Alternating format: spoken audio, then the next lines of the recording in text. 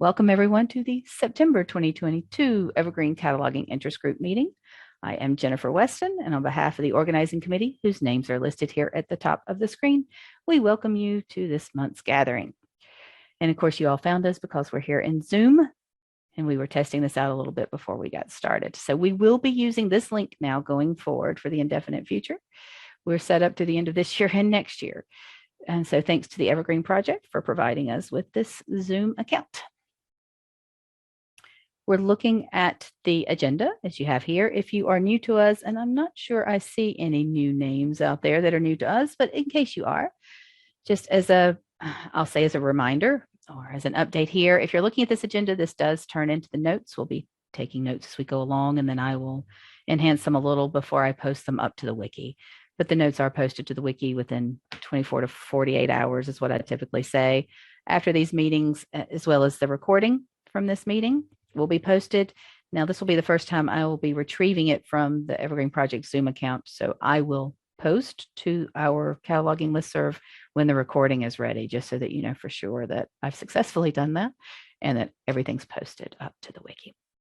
This is kind of how we communicate between our monthly calls is we get everything posted up, all the materials related to our meetings are shared. So if you do miss a meeting and you want to review it or you want to watch it later, you certainly can. Or if you want to review the materials, they're always made available. So again, thanks to everyone for being here today. Our simple agenda here at the top, Jessica Wolford's with us to talk about reports interest group.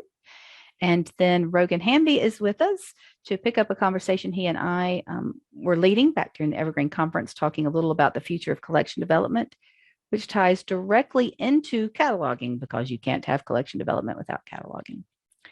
And I like how Mary says you can move the captioning box around on your screen. I'm going to keep just probably pausing during this meeting as we find new things we can do with Zoom.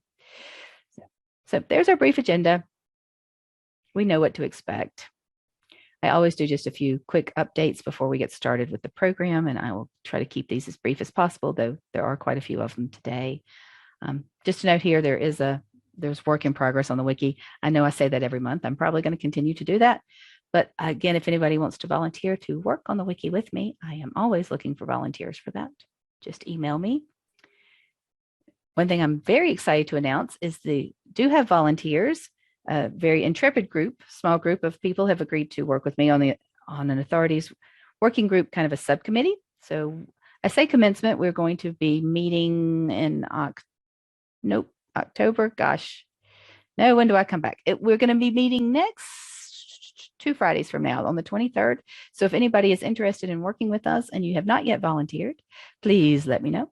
And that we will be meeting and providing an update to you at the October meeting on how that work is going and what our goals are with that subcommittee. And Feedback Fest, Taryn made an announcement about this. Will be going on next week. It starts on the 26th. If you're not familiar with Feedback Fest, it's a way to, you're going to love this, to give feedback to the ongoing development work and do a little testing there. Taryn does an excellent job putting together all the information you would ever need to be able to participate in this. So if you've not tried that before, I certainly encourage you to participate. And yes, I am skipping a week. You're right, Mary, it's 2 weeks. I'm out next week. So if I say things like that, it's because I'm just discounting next week already, but you're right. Thank you, thank you, thank you. So no, it's not next week. It's the week of the 26th. Taryn, do you, yes, really, Taryn, you're with us. Do you want to say anything before I completely commit you to all sorts of things because I'm getting my dates wrong? Or Taryn, yeah, Taryn, you don't have your mic on. That's fine. I do want to thank Taryn again for the work that she does. Just watch the listservs, and she always posts to the cataloging listserv simultaneously when she posts to the general Evergreen discussion list to let us know when Feedback Fest is started. And what Taryn will do is she'll give us and just kind of a list of the different Launchpad bugs that are ready to be tested and a way to provide feedback on that quite simply there. And then there's always a list of various other ways you can get involved during that time if you're not comfortable testing or if you don't have access to Launchpad, that sort of thing. And you want access to Launchpad, she can help with that. And you'll see that Taryn's put a note in chat that anybody has questions, you can email her directly. And her email address is that there, and I will add that to our notes as well. So moving on from that, Galen posted back earlier this month, well ahead of Feedback Fest, that the Angular Acquisitions project is continuing and there's call for community testing there. What does that mean? That means Acquisitions has continued to move to a more Angular platform. We've been through this quite a bit now as module by module moves over to an Angular. So what he's asking for there is just community testing. So if anybody is using Acquisitions currently and would like to test out the work that they are doing on the staff interfaces, you can see that he provided, they've converted the staff interfaces for purchase orders, line items, and selection list to Angular. So not only does this give you an opportunity to get kind of a preview of what it's going to look like, it gives you the opportunity to test it out and provide some feedback to the developers as they are looking to have this included in Evergreen 3.10, which I am guessing at this point would be clearly next year. Yes, so this is definitely, and Andrea says here, the biggest chunk of the Angular Act project, and this is why we need the most eyes, hands, and brains attached to this that we can before that's really released, because we want to make sure that nothing's really missed in there. And again, as this gives you the opportunity to kick the tires and actually just get in there and be part of that testing, that conversation. One nice thing that Galen did do is he provided links to the various Launchpad bugs that are kind of being used as part of this whole Angular Act, this latest sprint there. So if you want to see what see some of these Launchpad bugs that are part of this project, they're certainly there. A lot of information contained in each of those. And Tiffany's with us, but she's can answer questions about these two. And I would say that anybody if you go to the Launchpad bugs, you see people that are working on them. If you have questions, certainly we're such a friendly community. Just feel free to reach out directly about any questions you may have. Just a side note there at the end of Galen's, that the primary contributor to this work is Equinox, but the project's being funded by the Evergreen Community Development Initiative. And if you don't know what that is, my very brief introduction to that is it's lots of libraries working together to fund development. They vote on priorities.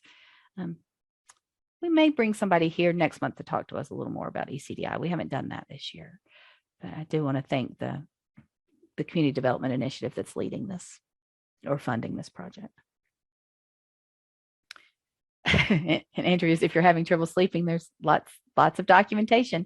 You know what? Hooray for documentation. Yes, Tiffany, all good documentation is long. And what would we do without documentation when when functionality starts changing? Goodness gracious. So thanks for that. I should add that to the celebration. Hooray for documentation. Okay, moving right along. Evergreen release notes, not a new release since the last time we met. Just a reminder that you can get to them quickly from here. A reminder that tabular release notes are kept up to date with each new release. And as we look forward to the 3.9.1, when that comes out, I'll make sure that gets released as well. And also as a reminder, there's a community demo server. So anything that we've talked about, any of this new functionality in these newer releases, we keep a community demo server up to date. If your system is not yet on the newest release, which we would expect not all are, of course, you can go to this community demo server and just check it out. There are login instructions there. And I know I'm talking quickly, but I want to allow for plenty of time for our conversation today. Celebrations Evergreen Conference is going to be in person in 2023. Hooray! CW Mars is hosting. Hooray! And planning's underway. There's a committee already formed, and as you would expect, already hard at work. It's going to be in April. And I just added a little note here because we've talked about this so much for the last 2 years, but it's never too early to think about presentations, what kind of presentations we want to see for the cataloging working group and to see related to cataloging in Evergreen. Even if we just want to start a list, I might do that. I might just start a list, making a note. And then cataloger t-shirts, because if we're all coming together, it's a wonderful time to, think about putting together some cataloger swag and cataloger merchandise. So if you would like to be the person in charge of organizing such things, specifically cataloger merchandise, cataloger swag, please contact me and I'll put you in touch with the Evergreen Conference Committee.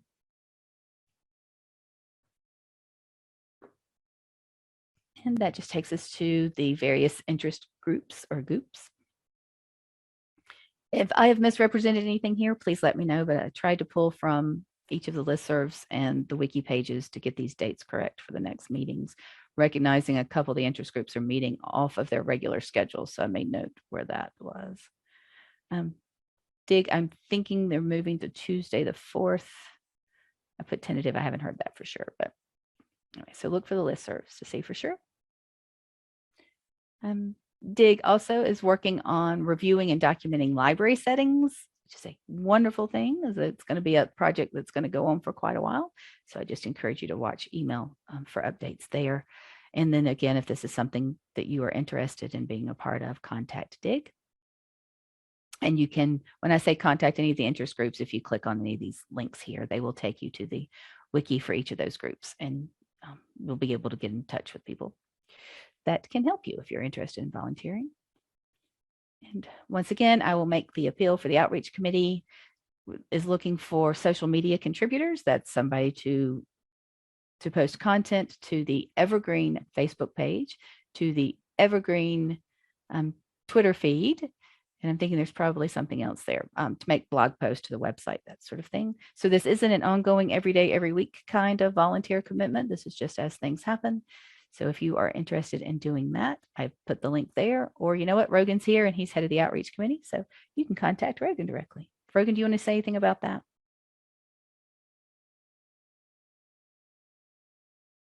Sorry, I was looking for the unmute button. Just that we'd love to have somebody. The social media person doesn't have to be a super technical or anything like that. It would be nice to have somebody that helped generate some content, but a lot would be fed to them also. So good point. Basically, the skill points that you need are, how to send a tweet and post something to Facebook. That's about it. There you go. Not a heavy ask. And we'll just start, calling you individually if nobody volunteers. Because if you might notice right now, the outreach committee is small, so we absolutely need your help. Moving along, Launchpad bugs. I'm leaving here and I'm going to skip this today because today's not a day for us to talk necessarily about any specific Launchpad bug. This is part of our standing agenda. That way it gives you time, if you just want to take a moment out of the month, to kind of click on the various different links that are there. This comprehensive list of tags, Taryn helped organize, I guess it was last year at this time, to where we kind of cleaned up the tags and made sure that we had a good list. Tags meaning those things that we just kind of label the different bugs. And they're also on the wiki. So if you're looking for a specific Launchpad bug, this is one way that might make searching Launchpad easier. The other links are just these, of course, just have tags on there for new bugs. New just means they haven't been, nobody yet has come in outside of that person's system and confirmed them. So there's usually a lot of, if you click on new, there are tons of them. And then there's cataloging and staff catalog. I just bring these out to give you kind of hyperlinks so that you don't have to do your searches yourself, that this does that search for you and then just brings back everything that's labeled new or labeled cataloging or staff catalog. Again, if there's anything specific you want to talk about, feel free to drop that in the chat. If you want to do nothing more than just say, hey, please add heat to this, feel free to drop that in the chat and I'll make sure it ends up in the notes. We'll have more time to talk about specific Launchpad bugs next month. And that is all of my welcome and announcements. And we are to our first part of the agenda, to where Jessica is going to talk to us about the reports interest group and one of the really cool things they have going on, which is highlighting sample reports. So I am going to stop sharing so Jessica can share. Thank you, Jennifer. All yours. Great. Make sure I'm sharing the right thing and share. Okay. So hello, I'm Jessica Wolford. I work for Bibliomation, Consortium of Public and School and Special Libraries in Connecticut. I am also the facilitator of the Reports Interest Group, which meets monthly, the last Wednesday of the month, usually. We kind of adjusted our schedule a bit this past month to accommodate some things that were going on in people's lives who were contributing to the meeting. So we will do that. And one of the projects that we have going on right now, we're it looks like Cataloging Interest Group is redoing their wiki, which is cool. We are also redoing our little section of the wiki. And one of the things that we have, or we are trying to do, is update the sample reports that are available. We don't, of course, Evergreen doesn't have a method for exporting and sharing templates through different consortia, different libraries at this point that are not like in the same database. So we're trying to figure out a way to help people, especially people who are new to using the software, because looking at the blank reporter can be a little bit intimidating. So we thought that, you know, if there is a place that people could go to get some ideas about reports that they can, and templates that they could start with, that would be really helpful. And the wiki seemed to be a good place to kind of do that. And we had been doing that in previous iterations of the interest group, but it kind of presumed that you could use Postgres behind the scenes and import the templates and stuff like that through Postgres on the back end. And I think in this new iteration, we don't want to assume anything. You know, we wanted to just give you some ideas about basic templates that you can build, or, you know, even just additions that you can make to templates that you already have available in your system. So we have probably the fullest suite here is the list of templates that provided by the acquisitions interest group. So we've just linked to that so that we don't have to reinvent the wheel in that part. It's still the same wiki. It's just the acquisitions group portion of it. We also have some examples of reports about reports. So this is very meta reporting. And this is the one that's listed here is just kind of give you an idea about templates that are being run in your system and any templates that aren't used in your system. And we also, I think thank you, Taryn has contributed a list of deleted items template, which is cool. Thank you for putting that link in the chat, Jennifer. That's great.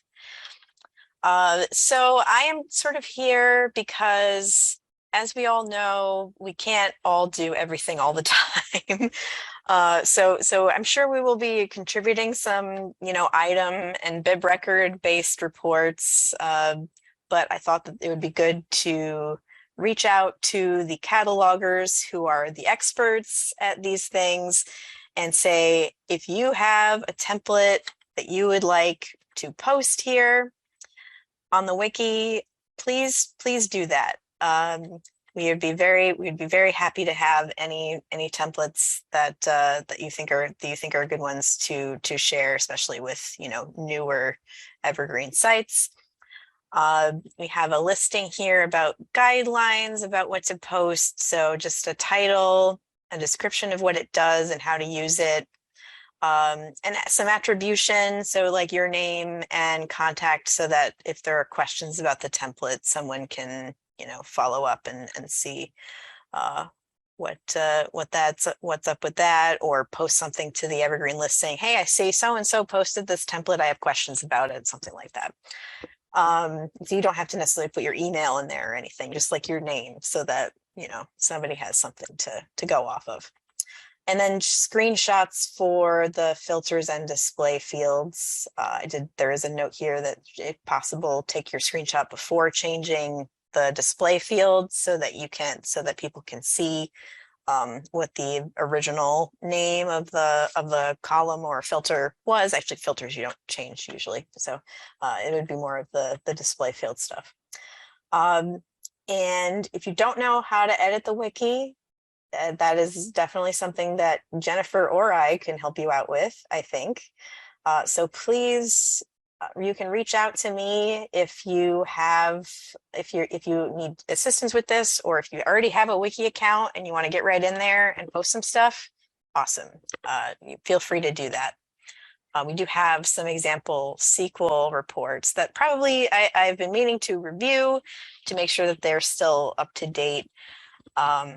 There's the old sample report templates for version, I think 1.6 that are here. So that's a use with caution thing. And kind of the SQL reports is a little bit the same. Some of these are a little bit on the older side, so they may need some updating. So that's another way that that you can help out if you have SQL skills. Can look at that and see what is what we need, what needs updating. And that, I think, is really all I have to say. Does anybody have any questions? This is fabulous, Jessica. Hooray. All right, I'm going to drop my email in so that if later you think about templates that you want to contribute, but you're not sure how, you can reach out to me. You can also reach out to the reports mailing list, which is linked right from the wiki page as well, but I will go ahead and show that email as well.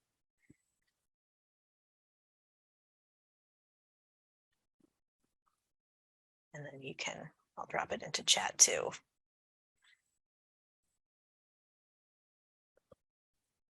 Oops.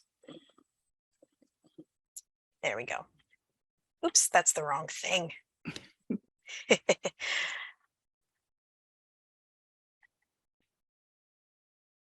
And I'll put these in the notes as well. Perfect. Thank you.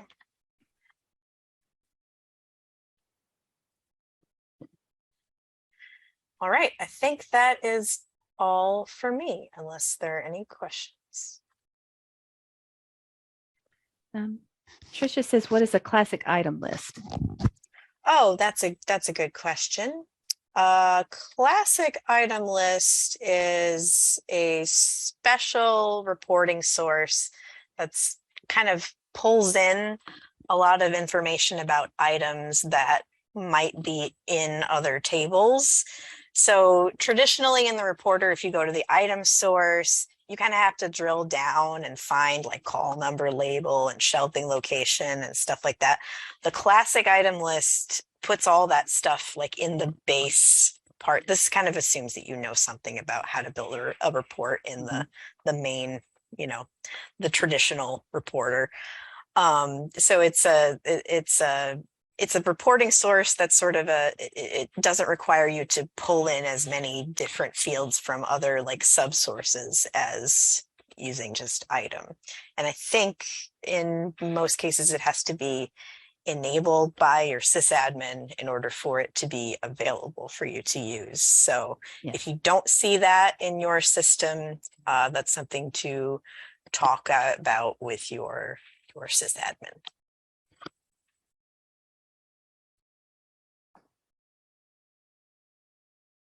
Okay, yes, thank you. Okay. And Jessica's sticking around with us because we're going to have more questions for her related to the next topic when Rogan and I start talking about envisioning the future of collection development and dashboards. So, thank you. This very is very much. exciting because I have somebody who I'd been emailing back and forth with one of our libraries about this very thing, and in relation to reports. So he'll be very happy that we're all talking about this. Nice. Mary, I think, knows who it is. Okay. Well, thank you, Jessica. So moving on then, for those of you that were able to attend the Evergreen conference and were part of this, thank you, because what we've done is we are sharing the work product from that very meeting. If I can pull up hold on, I'm still readjusting here from having moved my screens. Okay, here we are. This conference slides and notes, the slides quite literally will just introduce this concept that we had and then take us into the notes. But Rogan and I talked about this kind of topic off and on now for a couple of years about how we can get more information out of the database and reporting kind of framework that is related to what we do as catalogers, because we put a lot of information into our databases. Well, we put it all in there, don't we? I mean, really. So, but how do we get bibliographic data out of there? And then how we might want to use it. Those are two different things. One of them being collection development, not only describing what our collections look like now, but also helping us inform what we might need to make them look like to fill in gaps. So it's not only how it's being used, it's what's there now, what's missing, and then also kind of some of more of that conversation about how you take this and turn this into more than just data. You help it to be part of your narratives about what libraries are doing. So you can kind of see this is just kind of our description on here at the top, that we really just kind of opened this conversation up. And quite honestly, and I don't know, Rogan, if you had the same expectation I did, oftentimes when we do this and it's in a remote setting, and this was you know, we didn't expect, you know, sometimes it's just kind of quiet. And because that's the case, but my goodness, once we started talking, the ideas just kept coming. So there's just so much here we do not want to lose. So, Rogan, do you want to give a little more context to what I'm saying here before we start kind of categorizing our responses? Yeah, and I of course can only speak from my own standpoint and my own viewpoint. I used to buy adult materials for public library system, which I always enjoyed because to me it's essentially a data-driven task. And I love, you know, digging into data and looking for patterns and looking at where you can infer things that aren't already there. And over the years of talking to other Evergreen users, you know, there are a lot of different ways of approaching this. And there's no one single way to do it, as there often isn't in Evergreen. And as I would talk to people about it, you know, some catalogers would say, well, I use these reports, but I don't know how to do that report.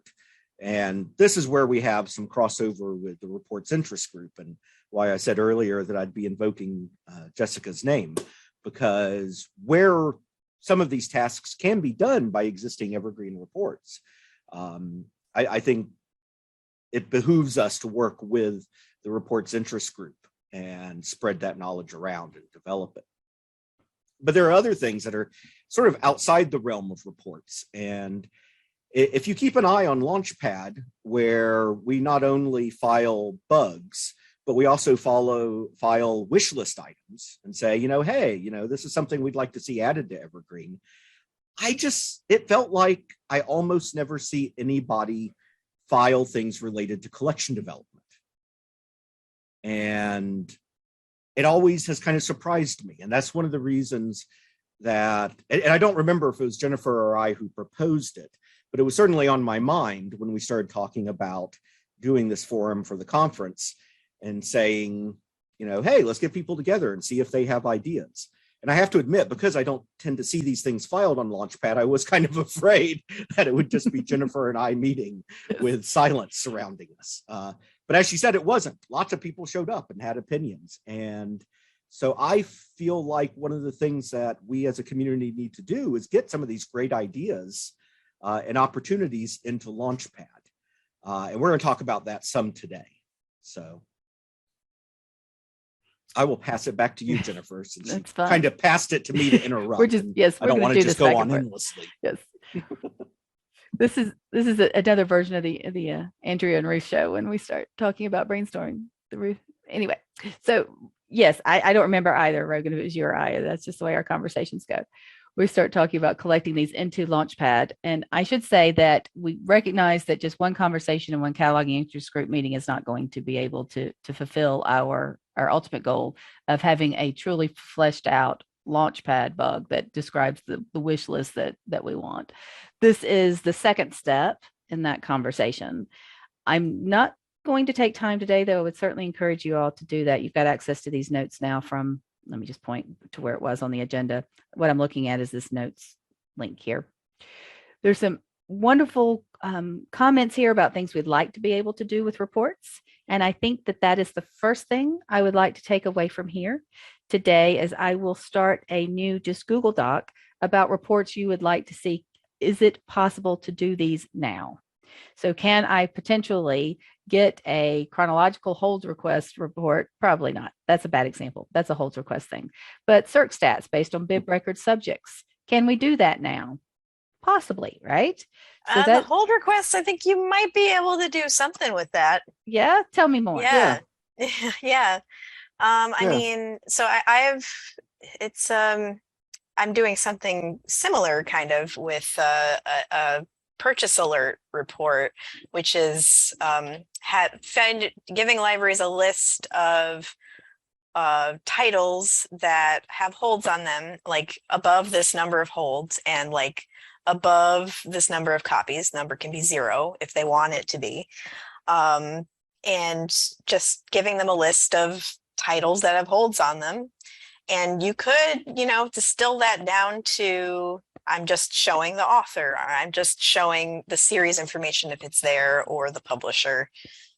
Like you could definitely do that now with a report. Fantastic. And here was my brain doing too little. I heard the whole request. I was thinking the pull request list. Thinking, yeah, that's kind of static, but well, not static, but it's kind of not something you can customize on the fly. But yeah, absolutely, you could do that. So exactly this. What I will do is I will take, and I apologize. I wish I'd had time to do that before this, but I was not going to delay this conversation. Is what I'll do is I'll take out the notes that are already here about exploring, are these types of reports already available? I will put them into another document that can then continue to ask you, to ask all of you, if you have questions about, is it possible to do this sort of reporting, to just post them, and then we'll revisit them from time to time. We will certainly share them with the reports interest group. On the flip side of that, as we find that you already have reports you would like to share, there is now obviously an easy way to do that. You just work with the reports interest group to share reports that you have already created. So we've already got a vehicle. Thank you to the reports interest group for doing that. So we're going to kind of then try to match up reports that are already available and that you're using successfully in your libraries with people that say, hey, do you think this is possible that I can do that? And I hope that this one takeaway from this, and there's one of 4, we're just getting started. One takeaway from this today is going to be, can I do this today with reports? And I will update our notes so that it clearly recognizes what our 4 goals are today. But one, can I do this today? And can I do this today is going to be, can I do this today in the regular traditional reporter, or can I do it in what is now available in 3.9 with the simple reporter? So that'll be nice too.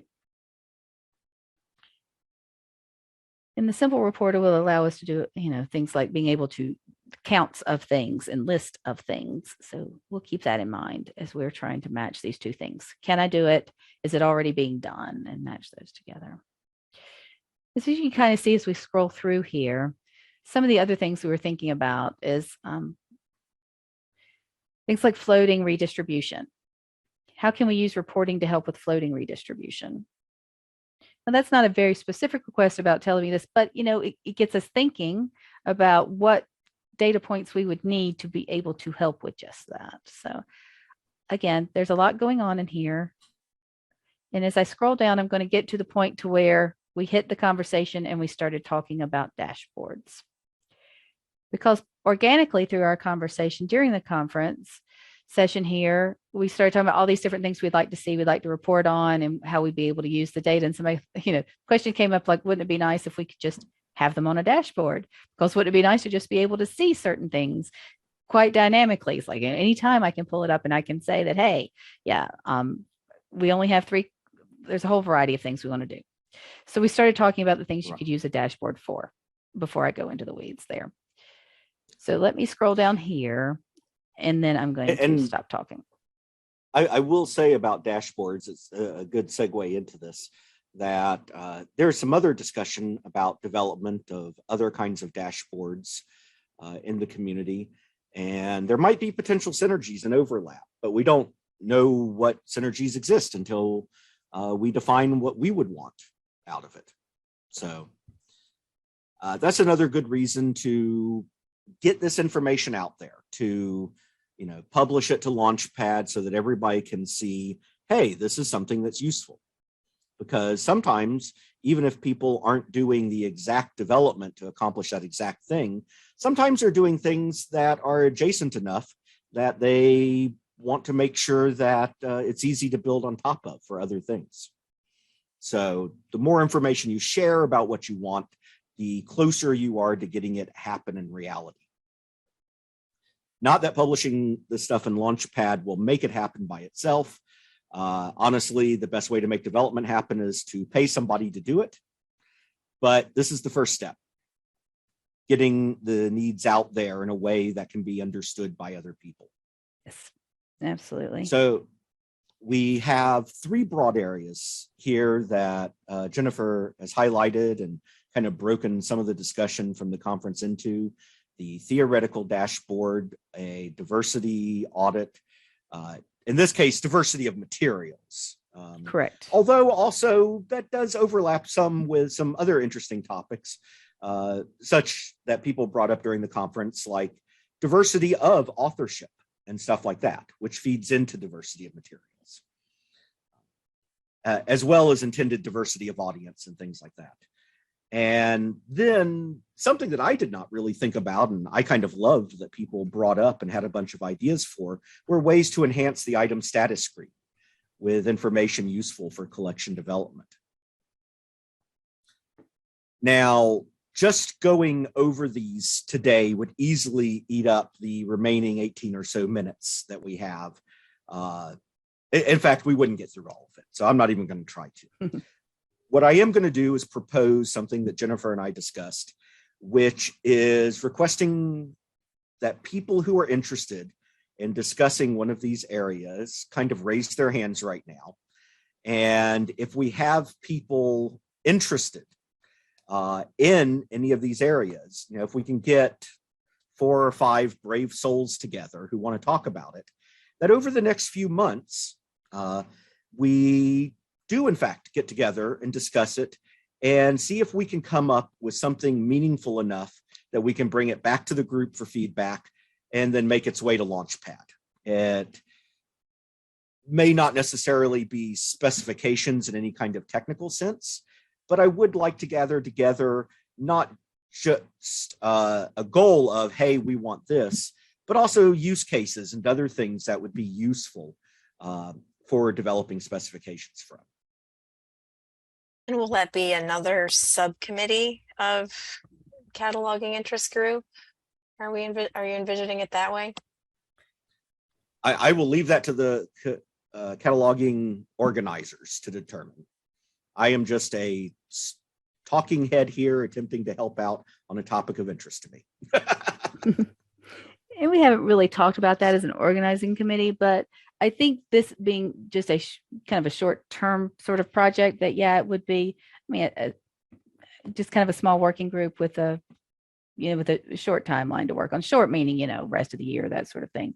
I'm not talking about getting it done in 2 weeks, but it's not one of those that would meet, that we would be creating a new interest group or a standing subcommittee. This would be more just a working group for a short period of time. It's the way I would envision it, but I'd be open to any suggestions. Yeah, I mean, to me, it's largely just a matter of labels because it would exist and go away. And my envisioning of it was that it would bring the output back to the cataloging group to be reviewed and get further feedback before it went on to Launchpad. So the 3 specific wish list projects are the dashboard, the diversity audit, and then item status screen improvements. And it's worth saying that I think I said that item status screen is going to go through the process of being moved over to Angular pretty soon. So that might be the one that we want to get started on soon. Recognizing, I need to say this over, just because it's being moved to Angular doesn't mean we can ask for improvements at the same time it's being moved to Angular. That's not the time. But once it gets moved over. And Andrea asked in chat if it's possible to brainstorm use cases and requirements at the Hackaway. Absolutely. Yes. Don't know how many The answer is absolutely. How many catalogers will be at Hackaway? That's up to them. I mean, it's open to anybody who wants to attend. Yeah, and it's virtual this year, so hopefully that might bring in some more people who wouldn't otherwise go, which is why I mentioned it. Right. And what are the dates? Rogan, do you have those handy? I have those easily accessible. Give me one moment. And much like the conference, how we were able to set up our own little room to work in, we would be able to do that at Hackaway too. If we wanted to just set up our own little cataloger room during Hackaway, I feel like Rogan would say yes to that if we asked that today. Oh, absolutely. October 24th to 26th.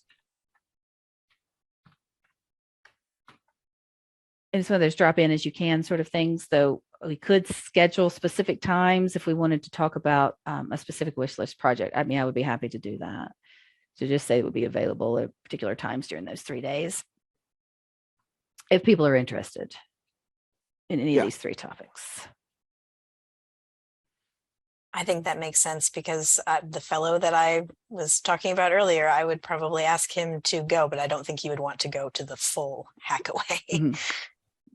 Yeah, so I could just do a quick poll and see, first of all, if you're interested in joining this, and then those that are, so you could set time during hackaway to look at these. You wouldn't necessarily need to look at this prior to hackaway, though I would say that that's such a great kind of beginning with all of those questions that it might be good to, well, we'll revisit it in October. I said I wanted to do that. I wanted us to revisit this on our October meeting. And I would go so far as to say that if, people do have interest, and we have people who, raise their hands, either here or, via email or whatever, that we could schedule, specific sessions during the hackaway to talk about these. And the hackaway is free this year since it's online. It's always free. Well, except for travel. Yeah. Well, once you get there. Yeah. There's no charge to enter. Okay. Lindsay, item status. Although technically speaking, it's never free because somebody's always paying for your, the time of the people attending. But yes. But we don't have to get approval and go through that kind of right. Yes. No request has to go anywhere other than your time. Which depending on your governing entity can be extremely challenging. Yeah. Yes. I'm probably interested in the dashboard and the item status screen. Since I don't actually work in a library, I'm not sure I would bring anything to the table for the diversity audit. And what I can do is, anyway, I was just going to say logistically, I can just throw up a quick Google Doc and then just put these 3 categories on there if people want to sign up that way too. And I'll send that out to the listserv. I was going to say, I think the diversity audit is going to be the most challenging. Yes. I think the item status screens, we already have some good concrete ideas that will probably lead to more. Dashboard, I think the challenge won't be finding good ideas, but narrowing them down into an actionable set. Diversity audit's interesting because it's essentially finding out what isn't there. So I think that's going to be challenging, but that really there's a lot of vendors that do that for you. Yeah, especially because it involves comparison to other people's collections. Mm-hmm. Right. And, the larger collection. I was actually getting ready to say the exact same thing that Elaine said, that there are services that that might be one of those things where a third-party service is going to do it better. Yeah, because sometimes I have seen the inner workings of a couple of those third-party services and not been impressed by what they do. Yeah, the other thing is then you're asking the library to invest in that third-party service, and they may not have the funds to do that. But they would benefit from knowing about how to diversify their collection. So, and maybe we start with a simple diversity, right? Maybe it doesn't have to be that full what you pay a vendor for, but if you've got a very specific thing you're looking for, it can be more of a segmented diversity audit. Yeah, and the expense is a good point. Frankly, there are a lot of libraries that are never going to have the money to hire external services. So if there are actionable things we can do that are substantial in their impact, I mean, that is one of the questions, not just can it be done, but is it actually worth doing? I will say that when we are approached about, trying to use reports to, supplement an investigation into collection development, it is usually because they look at the price tag on those services and go, oh, what can we do what do we already have access to that these people are, charging for? Is that a category? That's why. Go ahead. No, I was just going to say that's why before even bringing up these 3 sub areas, I mentioned reports and looking into what we can already do.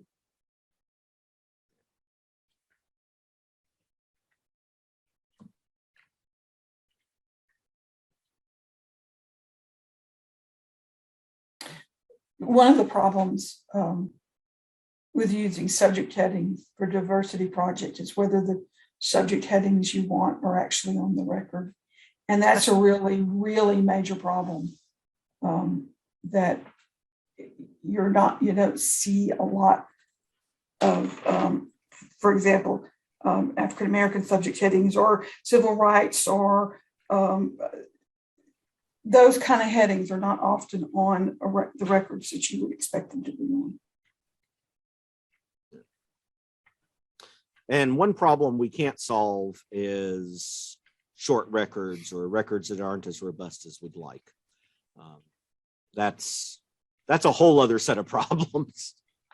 But if you have easy access to this kind of information, it sort of brings stuff to the top. Like, well, why didn't this item come up or this record come up in this? Oh, because it doesn't have the subject heading or because it doesn't have XYZ. So it's also kind of a, how can we describe our collections better to make the data more useful?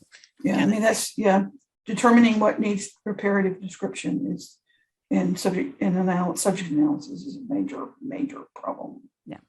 Well, that's an interesting question that we may want to pursue in discussing this is, can we identify things like subject headings that we would expect to find on records? And if there's a tool in place to, check our systems for these, maybe it doesn't solve the diversity problem, but maybe in using some sort of audit tool, it informs people, oh, we have some problems in how our records are set up and we don't have the right descriptive subject headings and such. So maybe we're not, getting a clear idea of the results of a diversity audit, but we know that we're not making these records discoverable for our own patrons in the way we want. Yeah. So it may be useful in a different way. Yeah, that's kind of what I was. We had a couple of speakers at our cataloging conference last week. Was it just last week? Yes. That talked about these issues, and one pointed out that the bib record for Malcolm X's autobiography and biographies often don't have civil rights and other related subject headings on them.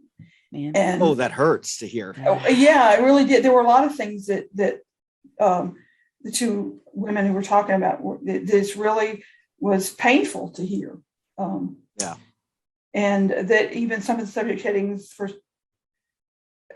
things like the Great Migration didn't really exist until recently.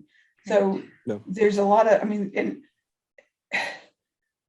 a big issue is how do we locate the records to do it, and how do we find the time? Right. Mm-hmm. Well, I am taking all of these notes because I believe the authorities working group can consider part of this as well. It's not only about how they work, or it's also going to be, do we want to add an audit tool, consideration of an audit tool? So I think most members of the authorities working group, all of us are here today. So help me remember that when we get together. Yeah, I think that, because I think that would be very good if we had two different kinds of diversity audit tools. One just to determine the MARC records that need improved and reparative description, and then also a diversity audit on your collection to make sure that you cover as the needs of your community, which can differ. As somebody from LOPL pointed that out earlier. Yeah. And that is definitely, that is the angle of it I was thinking of more initially, but I think the bib record content angle is an important component of it. Absolutely. Well, because I think essentially. Yeah, and because I think without an outside vendor to run your collection against their database that they've developed for diversity audit, which would have it's just to show you what you were missing, what you need to beef up, whatever. That's the part that would be difficult for us to do. But if we have it where we can find our records in something that helps identify records that perhaps should have better subject headings. Yeah. Okay, so I think our action items are here, and I will kind of put those in general discussion, even though that's not what those are here. But is one, Well, that is a 3. One is I'm going to do just a list of reports. Can I do this? Right. And then 2 is going to be the volunteer sign up sheet for the wish list projects. 3 is going to be, I was going to do this here. Then I would Jennifer to start list. Okay. With notes. We may, since Tiffany is here, this may need to be crossover projects with the acquisitions group as well. Yes, absolutely. I'm just going to say reach out to other interest groups.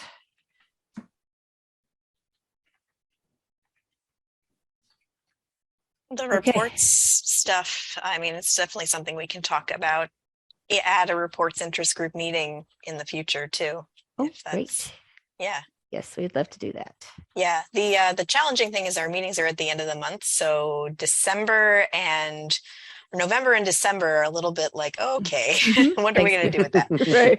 But yeah, maybe at the beginning of next year. Yeah, certainly. And we'll be far enough along that. I know we just have a few minutes and we shared a lot of information here. I don't want to move on before I want to look at this item status note, this one note, the suggestion about renaming it. If we renamed it, because this might be this is a small, I'm not going to say that. It seems to me that it would be a small thing, but I don't know that for sure. But this might be something that we want to investigate by itself but separate from trying to reimagine everything an item status screen could do and ask for more, but simply renaming it. What do we like? What would we suggest? Item statistics, item details? I like that in details. Yeah, I do too. It's because it's more than just statistics. Mm-hmm. Right. Statistics is the counting of things, and there's certainly information on that screen that's not a count of things. Right. Mm-hmm. So how about if what's the next step for this? I mean, Andrea, Rogan, Taryn, those of you, what would be the next step to take this suggestion? Send it to the Evergreen list, the general list, to get this conversation going? Just put it in Launchpad? It's small enough. I would just toss it in Launchpad. Okay. Yeah, it's renaming, long-standing interfaces can get a little tricksy, but yeah, as Rogan said, I would say it's straightforward enough that, Okay. One of put it in the Launchpad. problems I had explaining that screen to people was there's also a column on that screen that says item status. So it's right. Item status on item confusing. status. Yeah. Item Right. status. Well, just remember that when that was first developed, there was very little other than item status on that. Yeah, but it's still so my favorite screen in all of Evergreen. So it's not necessarily my favorite, but it's certainly extremely helpful. Yes, it's my long favorite. Yep. Yeah, I guess love I it should so say much for that I gave- researching. Oh yeah, it's a great interface. I love it so much that I gave a presentation on it one year. Yep. It's probably time again. Okay, I'll drop that in Launchpad then. ATM machine. No, what? Yep, I get the whole, my eye twitches every time somebody says ATM machine, or what's the other one? The PIN number. That's the one that gets me. So item status, I got it. Like status. Yep. Okay, so I'll drop this and put this over on our notes. I think Remember there's a button on there that says detailed view versus list view. I don't know if we want to take that into account, but yeah. Well, if you do a Launchpad report, you might want to just point people on the general list to it, so that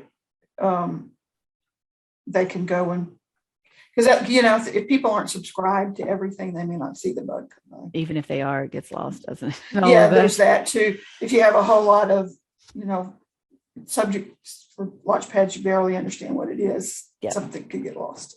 I'll do that. And I'm just doing this kind of cavalierly. I'll pull up the item status screen too and see if there's anything, like you said. I mean, there are those multiple tabs to consider, but we're just talking about the main entrance to that screen, aren't we? To that interface, item status. Okay. Because I did see that back in the notes, and I think that that's something that we can tackle as a standalone thing, and we just did. So hooray. Okay. It's time to wrap up. I'll take these action items and get started so we can continuing the conversation.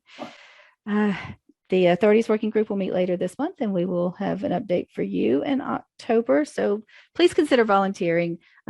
Obviously, volunteer time is just, you know, as things get in the way, they just do. Even if you volunteer and you find 2 weeks from now, your schedule goes crazy. But this is really just having a couple of conversations. It's not asking you to do development work and testing and that sort of thing. It's just come together and do some brainstorming. So please consider volunteering for these things, because this is how we help Evergreen evolve into a tool that can continue to serve us. So I am going to stop the recording. Thank you all. Thank you, Rogan. Thank you, Jessica, for being with us today. Thank you. Thank you. And as usual, I am going to stick around for another 10 minutes or so. If anybody has anything else they want to talk about, please feel free. If not, look for updates on the listserv. We'll see you next month.